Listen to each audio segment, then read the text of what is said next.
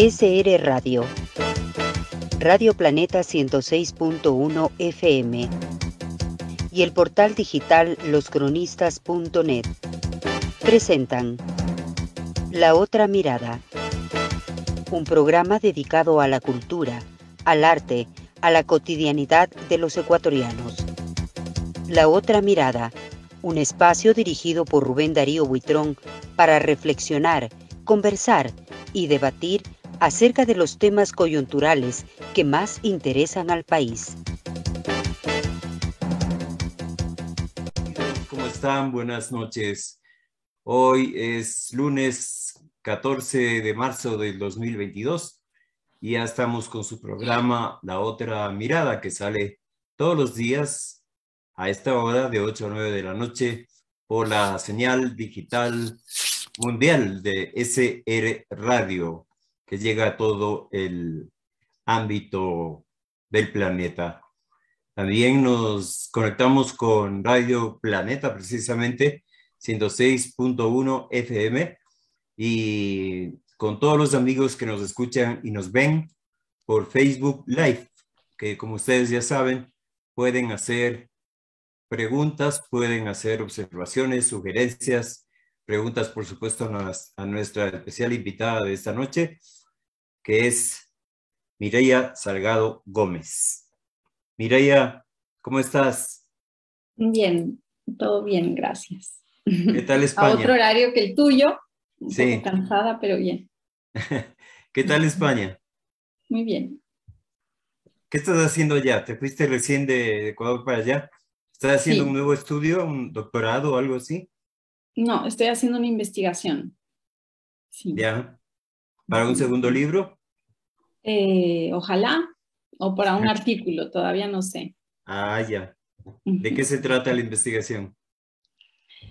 Bueno, estoy como tanteando temas. Ya. Una es seguir la pista de ciertas cosas que aparecen en la investigación de las sublevaciones indígenas que leíste. Ajá. Sí. Y otra es otra investigación, seguirle la pista a otra investigación previa que es sobre un poco la pacificación de los indígenas en las zonas de ceja de montaña y la relación de eso con ciertas apariciones de vírgenes y santuarios como el de Oyacachi, que fue luego el Quinche, el del Cisne, el de la Virgen de Macas, el de la Virgen de Baños de Agua Santa. Son todos santuarios que aparecen en zona de frontera de la pacificación hacia zonas de indígenas no pacificados, ¿no? Ah, qué interesante, ¿no? O sea, era una forma de consolidar la dominación poniéndote lugares absolutamente sagrados, ¿no? Claro, porque además normalmente las apariciones se dan en lugares donde había huacas, Claro. En lugares que ya tenían digamos, un significado sagrado para la cosmovisión indígena. Entonces, bueno, la típica práctica de sobre la huaca la cruz, ¿no? Claro. Esa es la calle de las 7 Cruces en Quito. Claro, la misma Plaza de San Francisco, aquí en ¿no? España es lo mismo, ¿no? Sobre la Claro. antigua iglesia visigoda, vienen los moros y luego encima, ¿no? Es lo mismo, es la misma práctica y lo mismo se dio allí, ¿no? Entonces... Es una práctica de todos los conquistadores, universal. No lo sé, no puedo afirmar eso. No lo puedo afirmar, pero bueno. Yo he leído repite, algo ¿no? así. Yo he leído A algo ver, así es que... como que hay una geografía sagrada. Exacto. Por distintas razones, ¿no? En el caso de estos lugares sagrados de los indígenas en lo que era la audiencia de Quito, tienen que ver con fuentes de agua, con cerros, con piedras, con cruces de caminos, en los Andes en general, ¿no? Son esos los que marcan esta geografía sagrada. Bueno, hay el libro de Mircea Eliade, un clásico libro de Mircea Eliade sobre los santuarios, un estudio que va marcando estos lugares sagrados como sí, que es una práctica universal la relación de lo sagrado con ciertos espacios geográficos de ciertas características, ¿no? Yo como historiadora no me atrevo a hacer esas generalizaciones, pero bueno, Claro, sí es una práctica claro. el que sobre esos lugares sagrados se pongan los de los dominadores, ¿sí? Y entonces, si bien el sentido de lo sagrado no cambia, sí cambia su forma, ¿no? Pasamos de la huaca a la virgen. Es como Uh-huh. cuando se dice que la historia la escriben los conquistadores, ¿no? No los dominados. ¿Qué opinas Sí, tú pero de eso esa ya afirmación? cambió. Eso es así, pero digamos, por ejemplo, en Historia de los Andes, desde la década de los 80 hay toda una línea que le inaugura Nathan Bartel, que justamente es escribir la historia desde el otro lado, ¿no? Ujú. Ya, Igual siempre permanece, ¿no? Siempre permanece esta línea que apunta a los claro. grandes personajes, aquellos que están documentados. Es más difícil hacer la otra historia, encontrar las huellas del otro, ¿no? Pero sí se hace, claro que se hace. Uh-huh. Mireia, tú has hecho el libro Indios altivos e inquietos, entre comillas, obviamente. Yo creo que las comillas son bastante importantes, ¿no? Porque si fuera sin comillas, es como que estuvieras acusando. Me parece, Es una sí, sí, cita sí, justamente de un documento, sí, claro. que se sorprende de la altivez. ¿Cómo? Conflicto y política popular en el tiempo de las sublevaciones, Riobamba en 1764 y Otavalo en 1777, Uh-huh. apenas 13 años después, ¿no?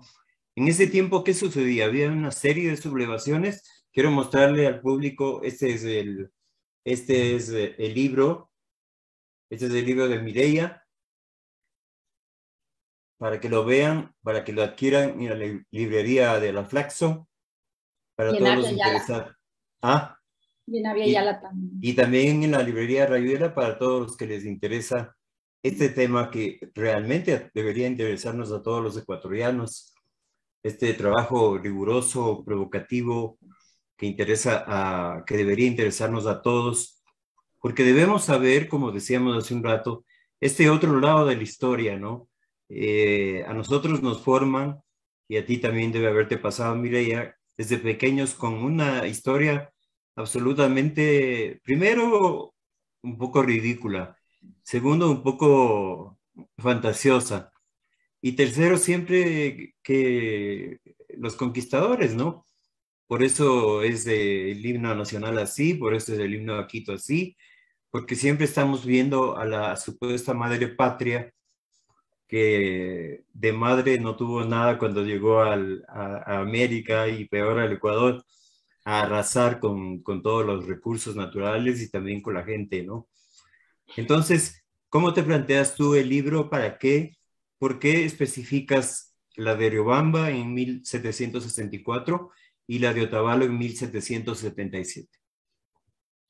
Porque fueron, bueno, un poco también uno trabaja desde lo que va encontrando, ¿no? Yo creo que debería trabajar con más sublevaciones en ese momento, en el plazo de la investigación que estaba haciendo, no podía meterme a más. En realidad el proyecto original incluía otras sublevaciones, pero bueno, eso fue lo que pude hacer y las escogí a esas dos específicamente porque eran dos corregimientos, el corregimiento de Riobamba y el corregimiento de Otavalo, con características bastante distintas en ese momento y que sin embargo en ambos hubo estas sublevaciones, con población indígena abundante y con una serie de cambios derivados de las condiciones específicas de la crisis del siglo XVIII, una crisis obrajera de producción textil, la crisis de las minas del Potosí, que causó todo un reordenamiento productivo en la audiencia de Quito. Entonces, Riobamba sufrió,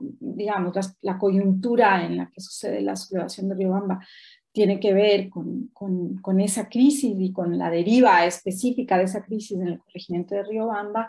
Y Otavalo tiene otra historia porque se vincula a las minas de barbacoas, Claro. más bien ahí todavía es fuerte la producción textil, etcétera, ¿no? ¿Qué era un, Un poco qué era era el un poder hacer. corregimiento, qué era un corregimiento, Mireia? Un corregimiento es una de las unidades administrativas en las que se Ya, vivía, tal vez corresponde en cierto sentido a las provincias, ¿no? A las ya, provincias modernas, ya, ¿sí? Entonces había Quito y sus 7 leguas y luego los corregimientos de Riobamba, de Otavalo, de La Tacunga, que corresponde a Cotapaxi, Riobamba, Chimborazo, Otavalo, Imbabura, ¿no? El corregimiento de Ibarra sí era otro territorio, más desde Ibarra hacia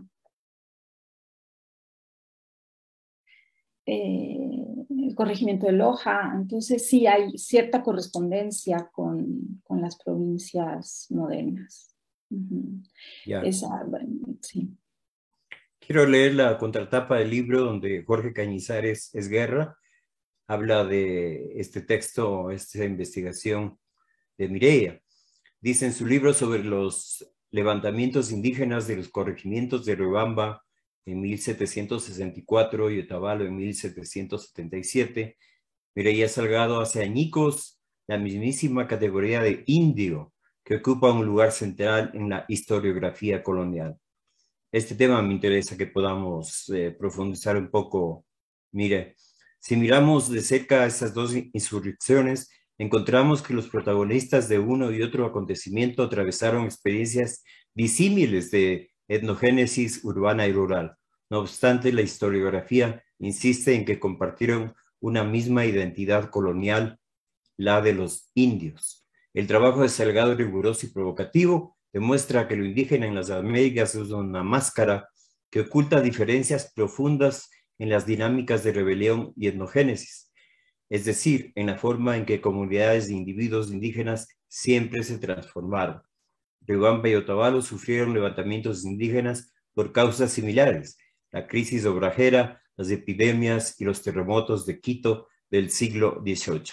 Sin embargo, los levantamientos y los discursos políticos de rebelión fueron radicalmente distintos a pesar de la cercanía geográfica entre ambos lugares.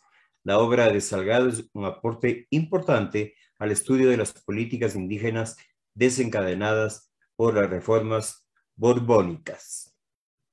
Debe ser integrada a los estudios de Charles Walker, Sergio Cerulnikov y Sinclair Thompson sobre los levantamientos de Tupac Amaru en el Cusco y Tupac Katari en el Alto Perú. Esto dice Jorge Cañizares Esguerra en la contratapa de este libro que hemos disfrutado con cierto asombro, porque realmente uno cada vez se va asombrando más de eso que te decía al principio, de esta otra historia, ¿no? De la historia que nunca nos han contado. Entonces, empecemos por esto de que haces añicos la mismísima categoría de indio. ¿Qué significa indio? ¿Por qué le haces añicos? Bueno, Jorge ahí fue un poco generoso conmigo, pero bueno.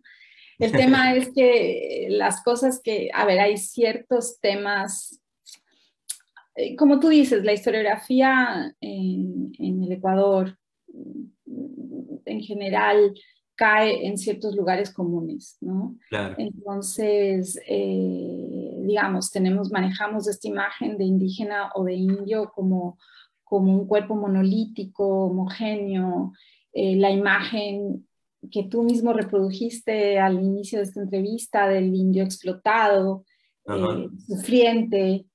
Eh, y bueno, al final cuando uno hace historia e intenta salir de estos lugares comunes y intentar descubrir como la complejidad de los procesos de esa historia colonial, que es nuestra historia, ¿no?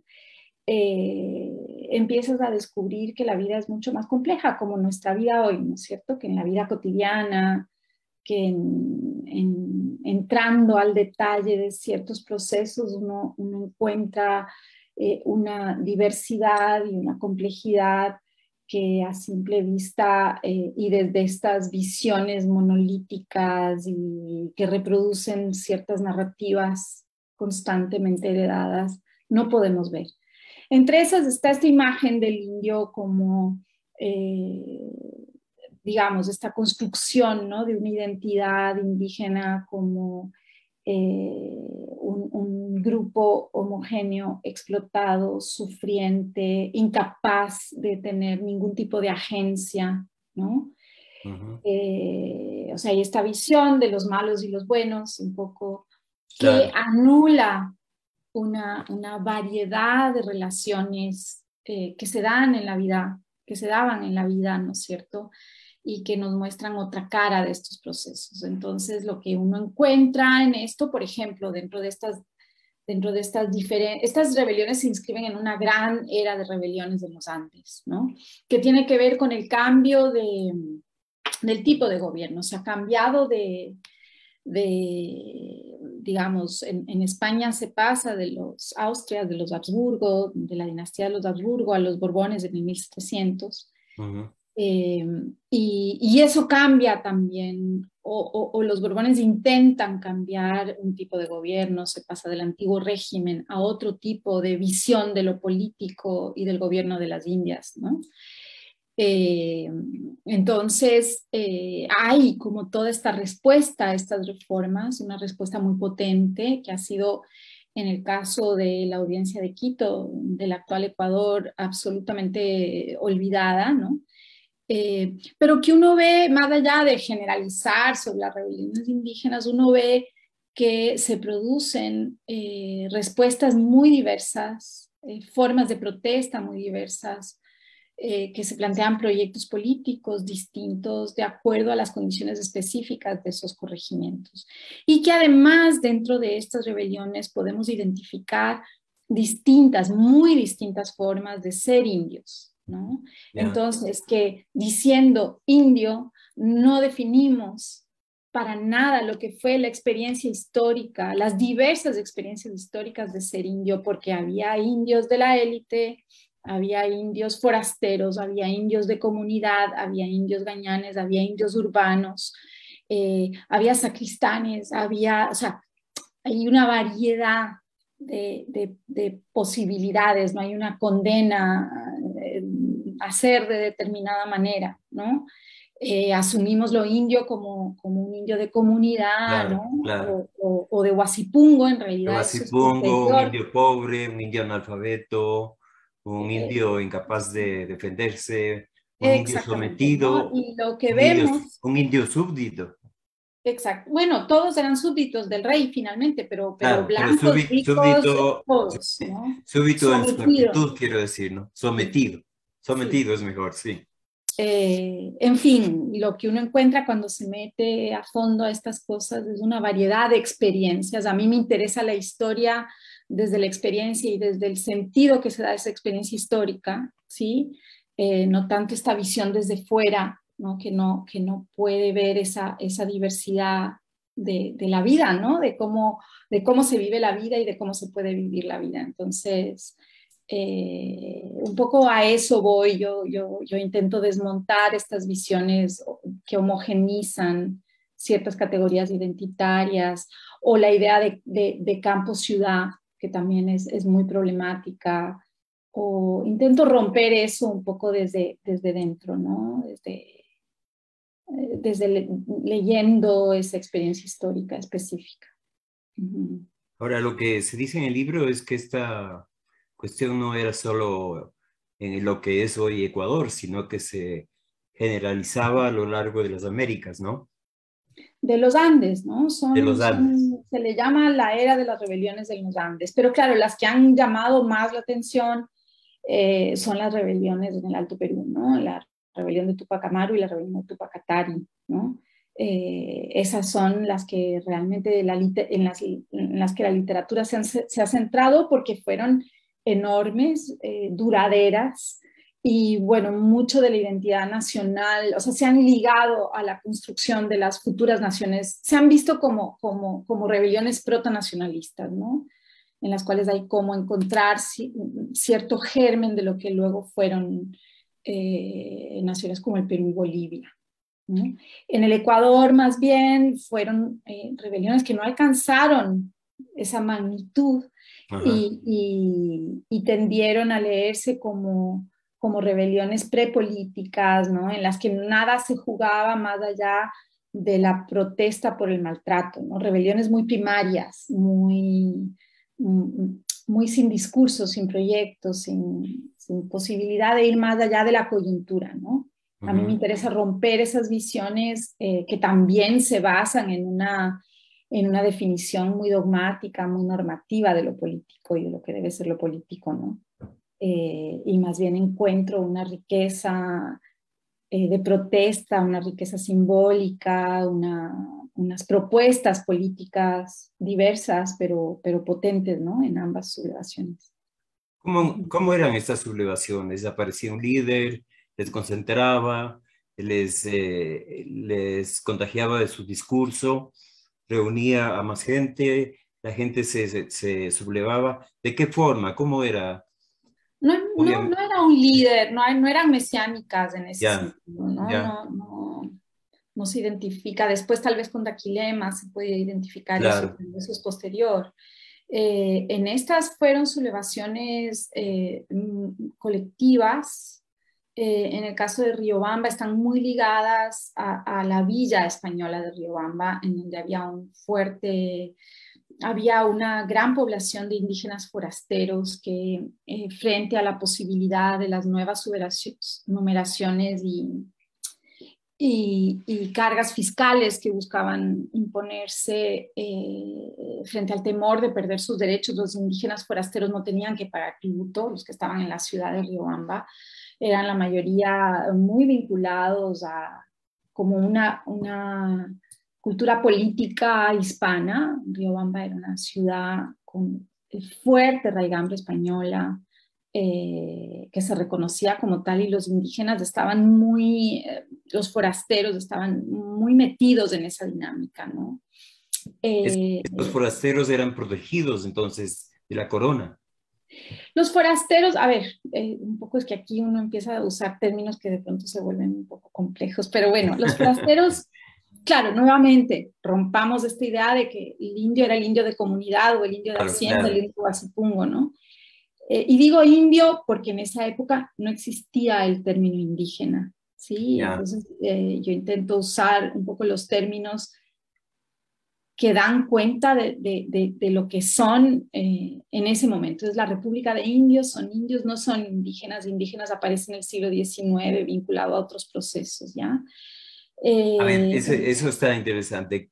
¿Cuál es la Pero diferencia déjame entre... responder una. Ya. Sigue nomás. Luego te pregunto. Los indios forasteros son indios que salen de la comunidad. La comunidad implica una serie de obligaciones. La corona les protege, tienen una figura que es el protector de indios. La corona da tierras a los indios de comunidad, ¿sí? A cambio del pago del tributo, ¿ya? La República de Indios debía pagar tributo, a diferencia de la República de Españoles, ¿sí? Ya. Eran las condiciones de digamos, de su relación con la corona. Pero a cambio de eso, ellos recibían tierras, la forma del protector de indios que representaba sus intereses, etc. En un momento dado en que hay esta crisis, o antes también en ciertos casos, hay indígenas que prefieren salir de la comunidad para no tener que pagar tributo, renuncian a esa pertenencia comunitaria para no tener que pagar tributo y se van bien, se remontan, ¿no? Y fundan nuevos pueblos en las montañas, o se van a las ciudades en donde tienen oportunidades laborales de distintos tipos, se vinculan al comercio en las ciudades, es muy fuerte la participación indígena de mujeres y hombres en el comercio en las ciudades, trabajan en servicio doméstico en las casas, bueno, hay una serie de actividades que pueden llevar a cabo en las ciudades.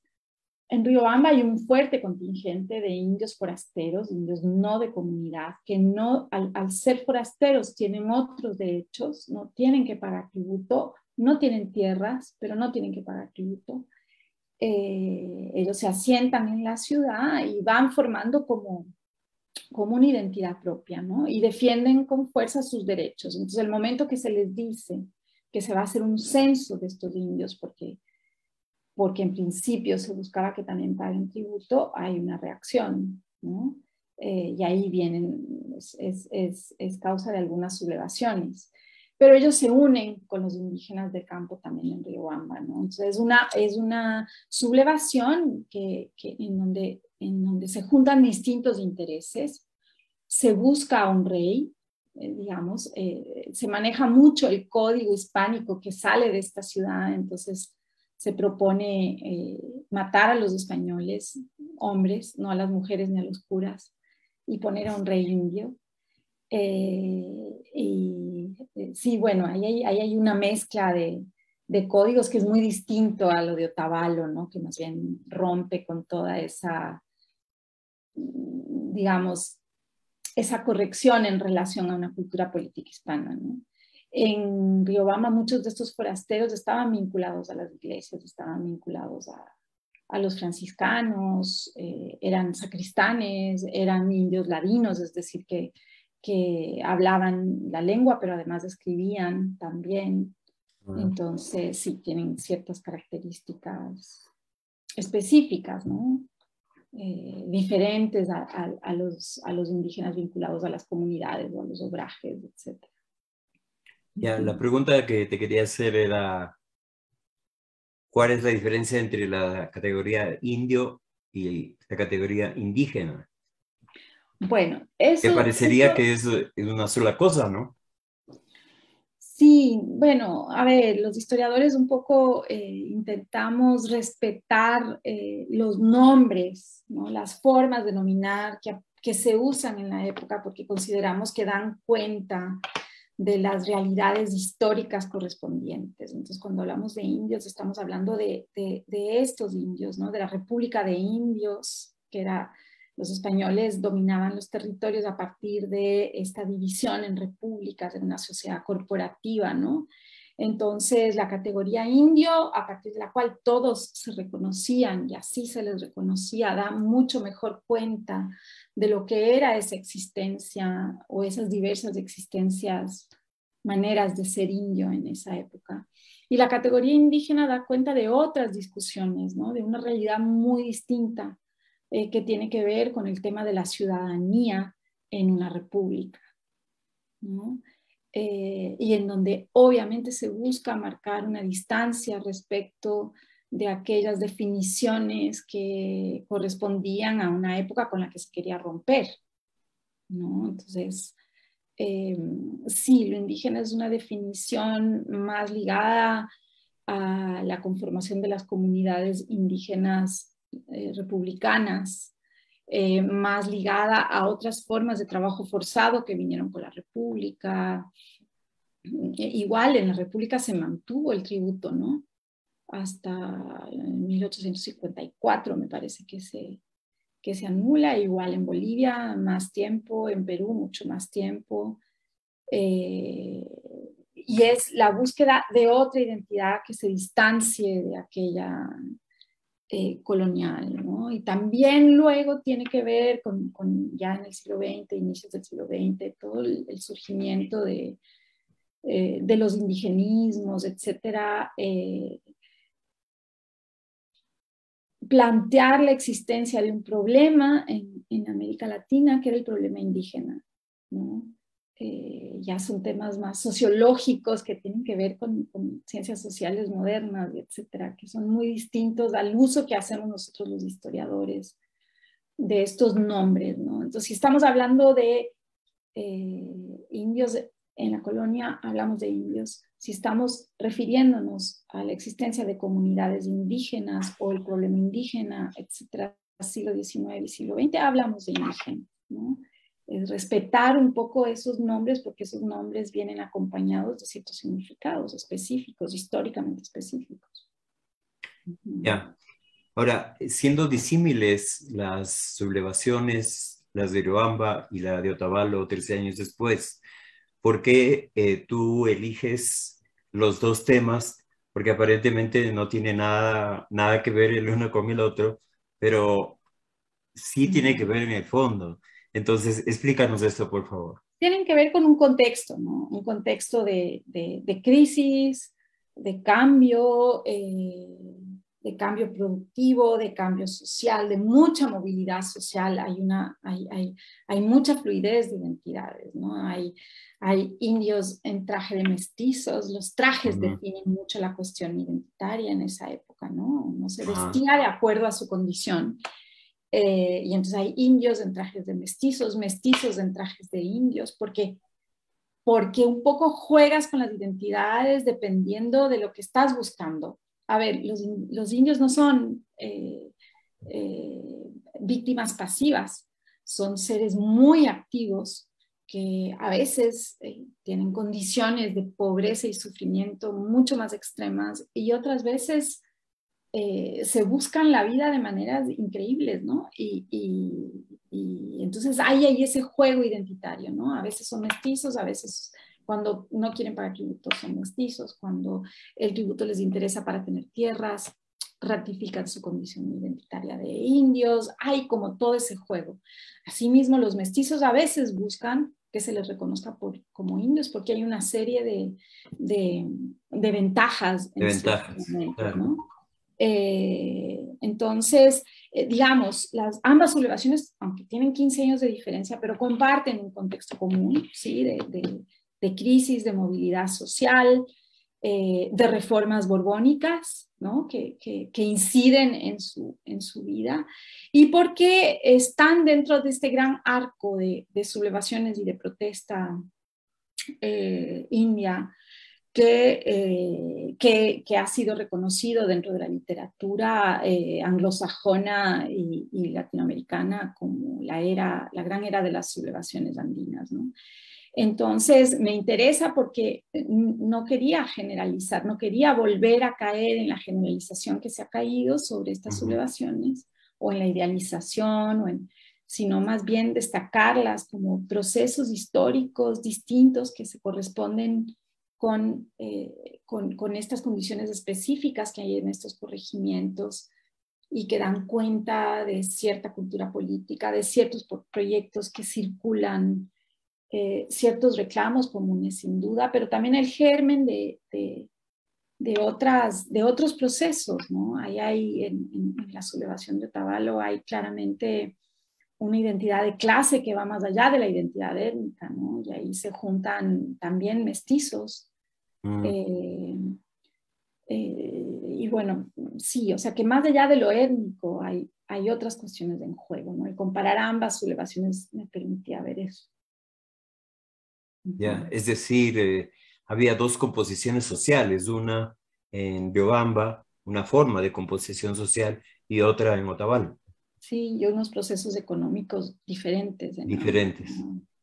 En todo caso, en ambos corregimientos se está dando el fenómeno del crecimiento de la hacienda, ¿no? Si bien se generaliza que la hacienda es una herencia colonial, en realidad la hacienda empieza a formarse con fuerza al final de la colonia y cuando toma fuerza y se crean los guasipungos, etcétera, es en la República, ¿no? Pero ya aquí podemos ver cómo se empieza a quitar tierra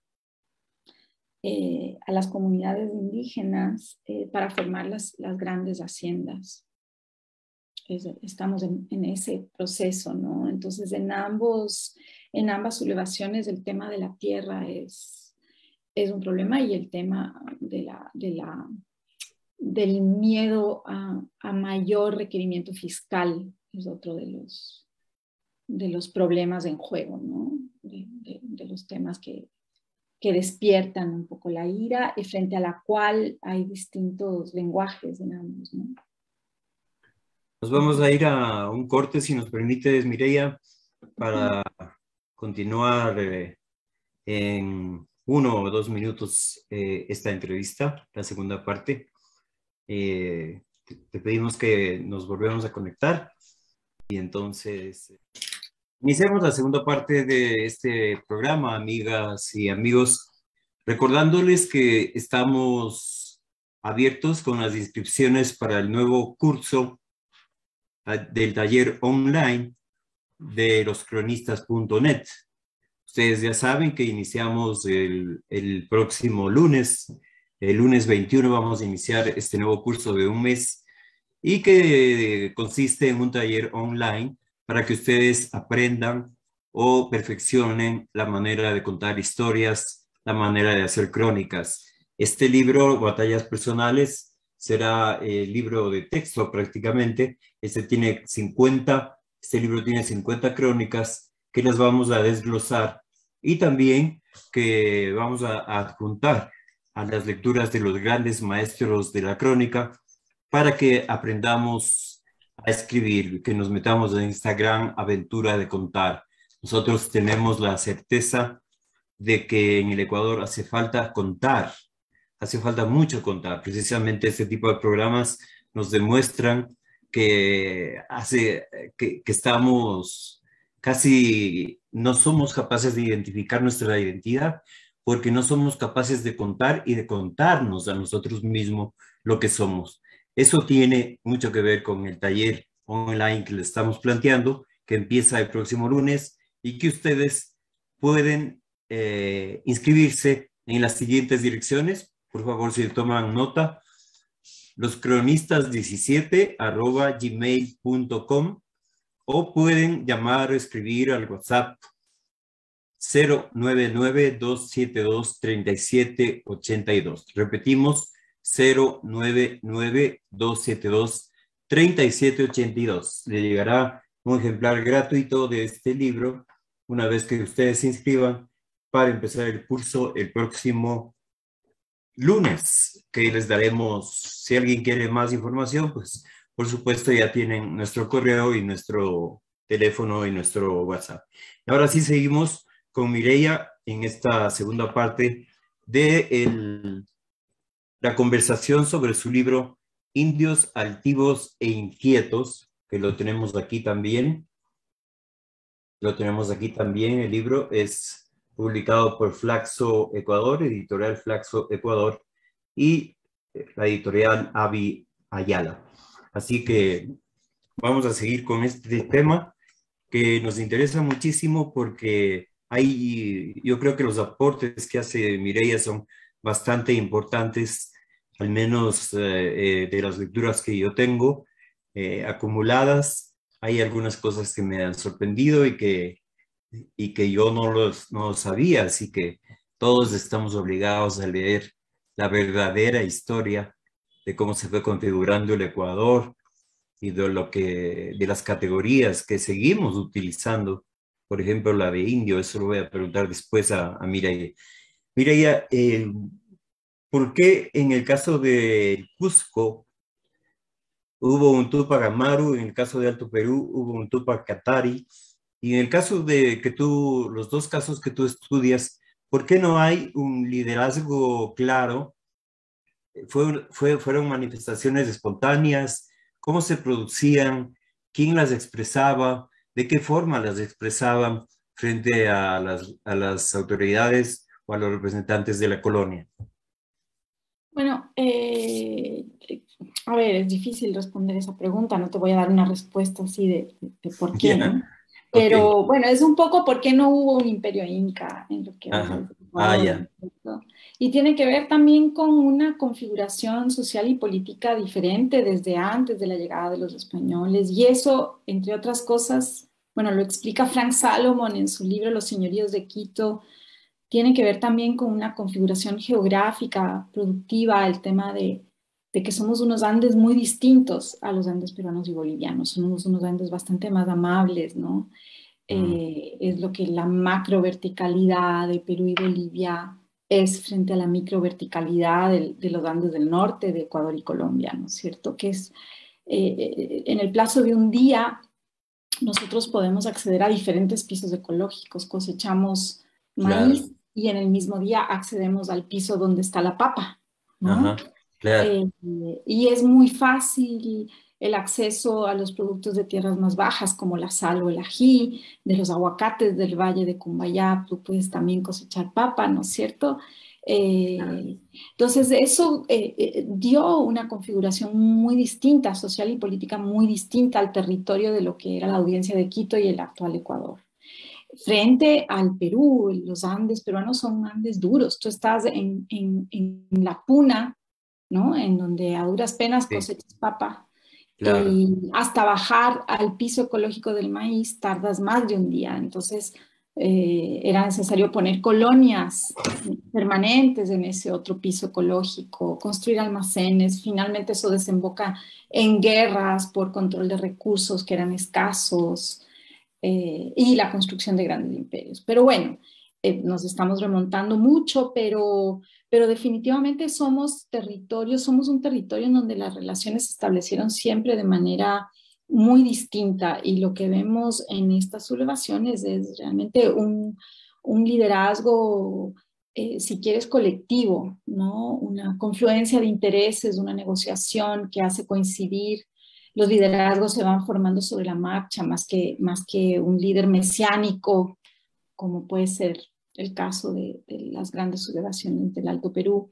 Lo que tenemos acá es estos liderazgos múltiples, ¿no? La presencia de mujeres movilizando, el que surge en un lugar y luego se va dispersando. En Riobamba sí se propone un rey indio, pero no es que ese rey haya sido el líder de la sublevación, ¿sí? Ya. Ujú. Se lo propone para ser nombrado, pero no es el líder que se erige ahí. Hay como estos distintos caciques que se suman en esta sublevación. Y en Otavalo los capitanes de la sublevación van surgiendo al calor de la sublevación y a la medida que ésta se va extendiendo por los distintos asientos de pueblos indígenas del corregimiento, ¿no? El que mejor lidera la sublevación, esas mujeres capitanas y Ujú. cacicas, el que distribuye la chicha, el que organiza, ellos son los líderes, pero es un liderazgo colectivo y eso es bien interesante, ¿no? Claro. Es muy interesante y yo no quiero lanzar proyecciones hacia la historia moderna y contemporánea, que a veces pueden ser un poco audaces, no me atrevo a eso, pero sí es interesante ver cómo en nuestros países no ha habido los procesos autoritarios tremendos de otros países, en nuestro país. Sí, o sea, la desigualdad en nuestro país es brutal, pero si la comparamos con los procesos de desigualdad y de exclusión indígena en el Perú o en otros territorios, es diferente, ¿no? Tiene características distintas. Entonces, es interesante ver cómo estas sublevaciones también se proponen como otras formas políticas, ¿no? Otras formas de expresión y de liderazgo. En Bolivia, Sinclair Thompson encuentra algo similar y él propone que es el germen de un liderazgo más democrático, si quieres, ¿no? Ya. Estos liderazgos que surgen en la propia sublevación y que no son ligados a un líder mesiánico, sino más colectivos, ¿no? Más de reconocimiento de la participación en la sublevación. Ya quiero leer unos dos párrafos que son bastante interesantes porque la gente debe saber que no es un libro académico propiamente dicho. A veces hay ciertos prejuicios sobre los libros académicos, ¿no? Pero miren cómo está contado. Dice, el alzamiento en el asiento de Otavalo. Esto me gustó bastante. En Otavalo la sublevación estalló el lunes 10 de noviembre. Ese día las indias botaron el algodón que el corregidor Posse les había repartido para hilar y entregar a la fábrica de tiendas de campaña destinadas a la tropa. Se dice que desde el Día de los Difuntos, cuando muchos indios se reunieron en el pueblo, corría la voz de que habría un alzamiento en Atuntaqui. El sonido de los churos, las cajas y muchos gritos inundaron el pueblo. El lunes al mediodía, ante el perfil de los acontecimientos, el corregidor huyó hacia Quito. Algunos vecinos ya lo habían hecho, otros se refugiaron en la iglesia de San Luis y otros escaparon a Ibarra. A eso de las 4 de la tarde se sublevaron los indios de Peguche. En el camino entre Otavalo e Ibarra, a la altura de Peguche, Justo Luna y Joseph González, vecinos de Cotacachi, huían a Otavalo para escapar de la sublevación, cuando fueron interceptados por un grupo de indios e indias que derribaron a Luna del caballo para matarlo. González huyó al monte, de donde no salió en varios días. Esto quiere decir que hubo violencia también, ¿no? Es decir, no es que eran unas sublevaciones pacíficas, ni de tranquilos, ni dialoguemos, sino era realmente una rebelión por el maltrato que ya estaban absolutamente hartos.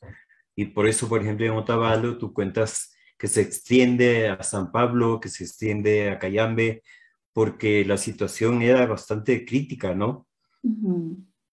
Sí, sobre todo la de Otavalo es bastante violenta. Eso es un poco uno de los argumentos del libro, ¿no? La diferencia entre Sí, Riobamba, que es de sí, esta sí. villa española, la sublevación se sujeta como a los códigos de la villa, entonces saca en procesión a la Virgen de Sicalpa, busca nombrar a un rey, ¿no? Transcurre dentro de ciertos,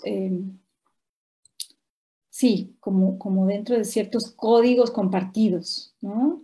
En donde esa protesta se vuelve reconocible, esa denuncia de la tiranía, etcétera, se vuelve reconocible. En Otavalo, más bien, sí, estalla la violencia, el tema idolátrico, ¿no? La toma de cerros, la destrucción de imágenes, la persecución de curas, sí, el descuartizamiento de algunas de las víctimas, digamos. Sí, es una sublevación violenta, es una sublevación que toma un curso bastante violento, ¿no? Y también fue violenta la represión, a diferencia de la de Riobamba. Esa es una de las cosas que me interesaba destacar, esas diferencias en el lenguaje Ujú. de la sublevación, en el repertorio de la sublevación, ¿no? Eh, y ahí sí, más que una reacción a la explotación, yo defiendo que existen ciertas perspectivas que van más allá de la pura reacción a la explotación, ¿no? Hay la búsqueda de un cambio de orden que de alguna manera sí está ahí rondando, ¿no? En ambas. Porque lo otro es una reacción primaria, ¿no? Que todos tenemos, que los animales tienen también, ¿no? Si a un Claro, perro lo maltratas te puede morder, ¿no? Pero claro. la idea es mostrar que hay algo más allá de eso, ¿no? Que sí, que hay una planificación, que hay una forma de protesta que no es solo una pura reacción espontánea, ¿no? Un poco eso es lo que intento hacer. Ujú. ¿Cómo evolucionan las situaciones tanto en Riobamba como en Otavalo y en San Pablo, Cayambe, luego de esta sublevación? ¿Qué pasa después? ¿Se reacomodan las fuerzas políticas? ¿Se reacomodan las autoridades? ¿O simplemente se apaga la sublevación y se vuelve a lo mismo? A ver, eso es difícil seguir El hilo. repasar un poco qué es lo que pasa y un poco intento también encontrar ciertas pistas aquí en el archivo. Pero, a ver, en Riobamba se pacifica y lo que se busca es la influencia de los curas sobre las comunidades, ¿no? Y sobre los indios forasteros. Entonces, no se castiga, eso es curioso, ¿no? Se Mm, decide, es una de las primeras grandes, y se decide dar un perdón general, no castigar, pero prohibir las juntas de indios, las reuniones de indios, las fiestas, los momentos en que pueden compartir alcohol y generarse una nueva junta y una nueva protesta. Eh, y sobre todo se manda a los vecinos y a los curas a espiar, a escuchar, ah, sí, a estar atentos a qué puede pasar. La preocupación es que haya contagio claro. a otras comunidades, a otros territorios, a otros corregimientos, y lo que se busca evitar es el contagio. Eh, en el caso de Otavalo, sí, fue una sublevación más violenta. Y ya entonces, frente a la de Riobamba, se armaron milicias, había muchas otras pequeñas sublevaciones entre ambas. Entonces ya hubo una reacción también más violenta, hubo ejecuciones, castigos físicos, destierros, digamos, hubo sí una respuesta mucho más firme y violenta frente a eso, y la prohibición de una serie de actividades y de posibilidades, reuniones, etcétera. Lo interesante es que consiguen en parte, por ejemplo, en Riobamba se detiene, la protesta era contra la numeración de indios, contra un censo de indios Ajá. que iba a regular el tema de los tributos y frente al cual muchos indios vieron que iban a tener que pagar tributos o pagar más tributos. Y eso se detuvo. Mm. En Otavalo también hubo digamos, una suspensión de la numeración, también fue por una numeración y censo. Hubo una suspensión de la numeración y se frenó la otra cuestión problemática que era el repartimiento de mercancías, que fue una de las razones por las que hubo las sublevaciones del Alto Perú, el repartimiento de mercancías. Acá casi no hubo en la audiencia de Quito esa práctica. Sin embargo, en Otavalo, como vimos, sí hubo el reparto del algodón. Y eso se paró, se frenaron los abusos del corregidor. Hubo varios procesos de reconocimiento de que tanto en Riobamba como en Otavalo había excesos, abusos, y hubo mayor control sobre esos excesos y esos abusos. Sí. En tu estudio, Mireia, también contextualizas la cuestión del terremoto de Quito. ¿Qué tuvo que ver el terremoto de Quito con lo de Riobamba y lo de Otavalo? Un poco tiene que ver con que era este tiempo en donde hay varios eventos, situaciones eh, que hacían de este periodo un tiempo convulso, inestable, inseguro.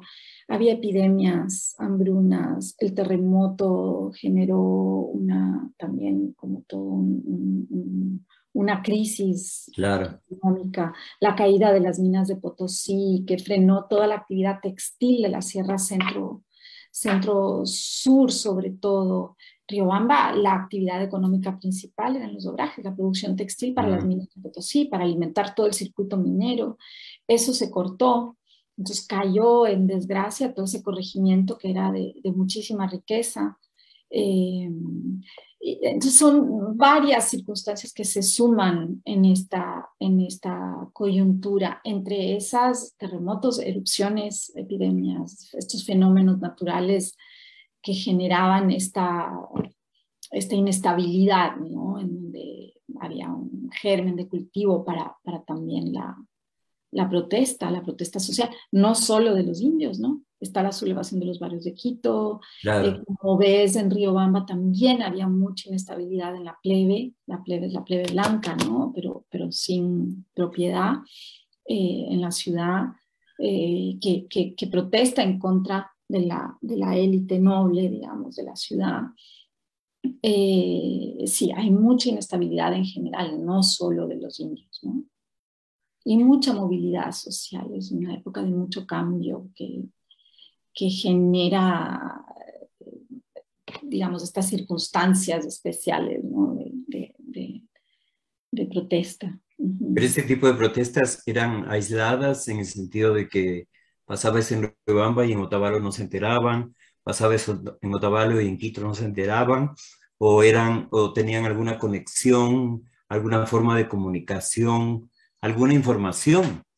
Circulaba la información. La Claro. información sí circulaba, es necesario encontrar esos vínculos, ¿no? Pero de hecho se Ah, dice que la de Riobamba surge de una confederación de caciques panandina, ¿no? ah, Desde Perú, que es la misma que alimenta poco a poco el discurso de la sublevación de Tupac Amaru, por ejemplo, ¿no? Bueno, y tiene que ver con una serie de movimientos también con los franciscanos, hay toda una serie de memoriales de agravios. Los memoriales de agravios son unos documentos de quejas que se presentan frente a las autoridades de la audiencia, pero que también llegan al Papa y llegan al Rey, protestando por las condiciones de explotación o por el acceso a ciertos derechos. Uno de los reclamos continuos es el acceso de los indios al sacerdocio, del cual estaban excluidos, ah. el repartimiento de mercancías, la explotación tributaria. Entonces, hay todos estos memoriales que empiezan a circular, empiezan a mandarse, pero también a circular, se dice, entre los caciques. Y ciertos personajes a los cuales hay que seguir la pista, que en principio conectan, ¿no? Estos proyectos políticos en ciernes. De hecho, cuando estalla la sublevación de Riobamba, las autoridades dicen, hay esta sublevación, en un principio, ¿no? Lo dicen, luego borran, digamos, esa imagen, pero en un principio dicen, aquí hay confabulación y confederación premeditada, ¿no? Y se habla de estas reuniones de caciques, de estos memoriales del padre Guarro y de otros franciscanos que llevan al Papa estas quejas. Entonces sí, en principio, si bien la historiografía nos devuelve la idea de estas sublevaciones fragmentadas, aisladas, etc., más bien defiendo la idea de que había relación, de que las cosas circulaban, de que esa información circulaba y no se quedaba en un solo lugar. Y claro, y por eso también la preocupación de las autoridades españolas por evitar el contagio de la enfermedad, decían, ¿no? Claro. Y esta autoridad se fue deteriorando en la medida en que años después, eso no es parte del libro, pero quiero preguntarte como historiadora, años después se produce ya lo de Movimiento Bolívar, los llamados libertadores y todo. ¿Eso es muy diferente, ¿no? ¿Se conecta con ellos de alguna manera o no? No, yo no creo que hay un hilo común ahí, ¿no? Son reclamos muy distintos, intereses muy distintos. Intereses, claro. Ajá, los intereses criollos eran muy distintos a los de los indios, ¿no? Por eso es que cuando llega 1830, la situación de los indígenas sigue igual. O peor. No es que cambia ni siquiera un poquito, peor radicalmente. Y sigue por muchos años más, hasta el siglo XIX, ¿no? Hasta el siglo XX. 20, claro, 20. Sí, yo aquí de pronto caigo, me van a poner en la picota, pero ten en cuenta que, a ver, los españoles ejercían un fuerte control estatal sobre el territorio, ¿no es cierto? Ajá. Tenían estas autoridades mediadas, ¿no? Los propios caciques respondían ante la corona, los curas respondían ante la corona, porque había toda la figura del patronato, etcétera. Los corregidores con los abusos y etcétera, pero eran autoridades que estaban en el territorio, dispersas por todo el territorio, ¿no? Yeah. El control de tributos el cobro de tributos se obligaba a tener esa presencia dispersa en todo el territorio, presente cotidianamente. Con las repúblicas, esos estados en ciernes que siempre luchan no tienen control sobre ese territorio. Entonces crece el control privado de los hacendados y ahí no hay ningún control sobre la explotación a los indígenas, por ejemplo. Claro, así se los protege a los hacendados. No hay el... Y incluso hay una impunidad de los hacendados en la cuestión del trato a los indígenas, ¿no? El maltrato no paró, porque se hayan cambiado de españoles a criollos, ¿no? No, porque estaban los indígenas eran la mano de obra de la hacienda, ¿no? Claro. Y desaparecieron ciertas figuras intermediarias como el cacique, el protector de indios, etcétera, que de alguna forma velaba, a la corona le interesaba cobrar los tributos. Entonces, claro, ¿no? Eso desaparece después, ¿no? De hecho, muchas sublevaciones en Bolivia, por ejemplo, son porque se les quita el tributo. Al quitarles el tributo de indios, pierden ciertos derechos, como el acceso a tierras, como la figura del protector, y hay sublevaciones que responden a eso, a la desaparición de esas instituciones que vienen de la colonia, digamos, ¿no? Este espíritu sublevado, este espíritu rebelde, ¿persiste de alguna manera hasta ahora o estamos hablando de una realidad totalmente distinta? Ay, a mí creo que esa pregunta es bastante importante. Claro, yo me ubico en el siglo XVIII, es muy complicado como generalizar y buscar estas continuidades, ¿no? Pero sí creo que hay en el fondo, a ver, digamos, las sublevaciones indígenas de los 90 en el Ecuador fueron Claro, emblemáticas, claro. ¿no? Y sí creo que sería interesante que alguien más audaz que yo encuentre ciertas relaciones de una cultura política, ¿no? Que se Claro, forma desde entonces, ¿no? Más que, exactamente. sí, sí, yo creería que es posible trazar ciertas relaciones por ahí. Pero no me atrevo. Esta ha sido una conversación muy interesante, muy chévere con Mireia Salgado. Ella es nacida en Washington en 1966, doctora en Ciencias Sociales, con mención en Estudios Políticos y magíster en Historia Andina por la Flaxo de Ecuador, profesora investigadora del Departamento de Antropología, Historia y Humanidades y coordinadora del doctorado en Historia de los Andes del Ecuador. Ha hecho muchas investigaciones y hoy hemos tenido la oportunidad de hablar de su nuevo libro, que esperamos que pronto vengan más libros, vengan más investigaciones. Me parece muy profundo tu trabajo, Mireia, y quiero felicitarte como lector, como ecuatoriano, porque qué importante que es, realmente qué importante, qué es necesario, qué urgente que es que la historia se la lea desde otras perspectivas, ¿no? Tú lo has hecho y yo solo me remito a expresar lo que nuestros oyentes y nuestros televidentes seguramente están pensando, qué distinto que es cuando nos cuentan la historia desde otra perspectiva. Muchas gracias por haber estado aquí, Mireia, y espero que pronto nos volvamos a ver. Cuando regreses ya de España, cuando regreses con un nuevo libro, estarás aquí en La Otra Mirada de SR Radio Digital y Radio Planeta 106.1. Un abrazo desde Ecuador, un abrazo muy fuerte y que sigas profundizando tus investigaciones con esa enorme capacidad que se te nota y esa pasión que tienes, como tú dices, esa pasión por el siglo XVIII. Muchas gracias, Rubén Darío, un placer. Un placer también, Mireia. Un abrazo y buena suerte. Gracias. Chao. Buenas Chao. tardes.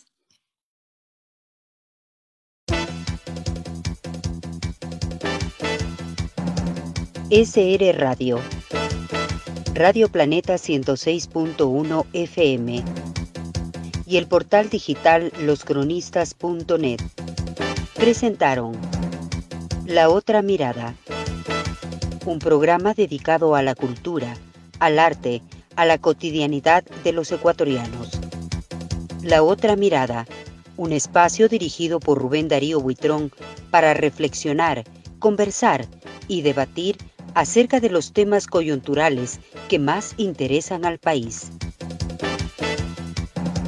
Son las 9.